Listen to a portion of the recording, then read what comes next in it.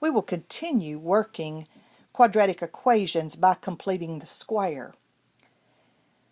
Again, the form that you must have for a completing the square problem, you must have a 1 in front of x squared. You cannot solve a quadratic equation unless you have a 1 in front of x squared. So what we must do is divide each term through by 9 and reduce. When we do, we have 1x squared minus 6/9 x minus 4/9 equals to 0. I can reduce 6/9, so let's go ahead and do that. I end up with x squared minus, dividing each one by 3, I end up with 2/3 x minus 4/9 equals to 0. This problem's a little different from our previous problem because of all of the fractions. Recall, in solving a quadratic equation by completing the square, we must get the two x terms with a 1 in front of x squared on the left side by itself, and we must move negative 4/9 to the right hand side. So let's add 4/9 to both sides. The 4/9 cancel on the left. I end up with x squared minus 2/3 x with a blank equals to 4/9 with a blank. Okay, recall how we found the numbers that went in the blank. We took the number in front of x, which was negative 2/3, and what we want to do is we want to take half and square it. Well, to take half of anything, you can either multiply it times 1/2 or divide it by 2. So I'm going to multiply this by 1/2. If you multiply straight across, you end up with negative 2/6. I could reduce that to negative 1/3. So when I took half of negative 2/6, when I took half of negative 2/3, I multiplied it times 1/2, I got negative 2/6, which is negative 1/3. So this is what I got when I took half. Now recall from our last example, you take half and then you square it. So if I square negative 1/3, this is like saying negative 1/3 times negative 1/3 would give me positive 1/9. Recall that I said every number that goes in the box will always be positive, because whether you square a negative or whether you square a positive, you will always get a positive. So the number in the box will always be positive. Again, this problem is a little more difficult because of the fractions. So to take half, I multiplied it times 1/2. I got negative 2/6. I reduced that, then I squared it, and I end up with positive 1/9. So what I must do now is I'm going to go ahead and rewrite this problem down here so that we can see the entire problem. Those are my blanks. Okay?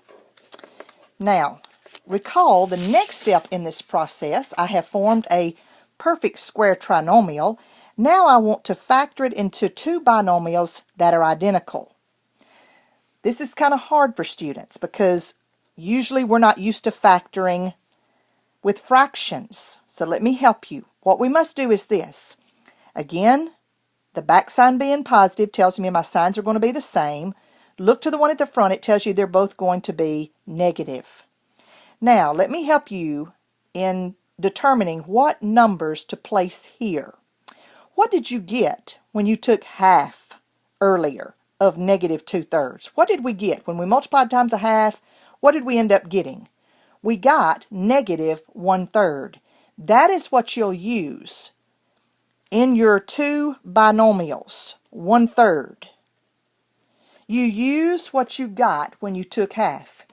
If we were to FOIL this, you would go back and get what you started with. X times x would be x squared. Outside's negative 1/3. Inside's negative 1/3. Negative 1/3 plus negative 1/3 gives you negative 2/3. If you were to multiply these together, you would get 1/9. So in factoring, especially with the fractions, you use what you got when you took half. Now over on the right hand side, 4/9 plus 1/9 is 5/9. Recall last time that I wrote that as quantity squared because there was two of them. Since there's two of them, we write it as x minus 1/3 squared equals to 5/9. Now we're down to a square root property.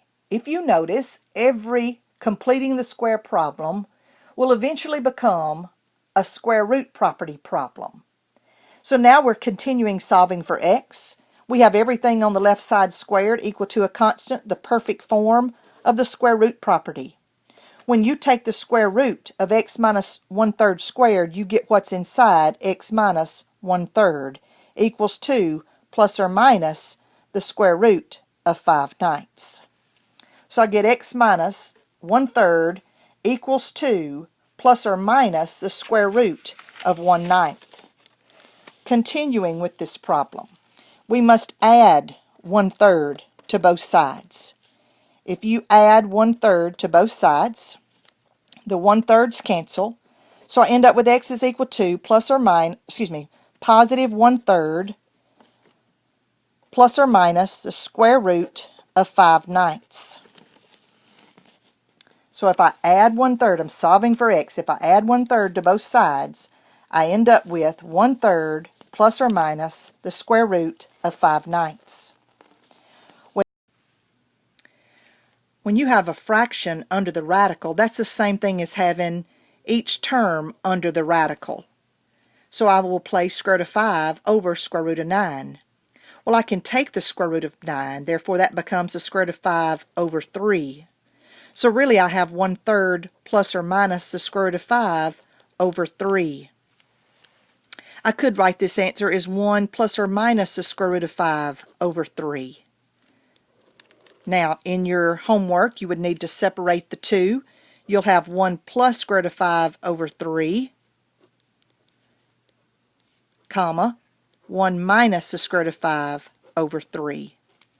So there's your two answers for this problem, 1 plus the square root of 5 over 3 and 1 minus the square root of 5 over 3.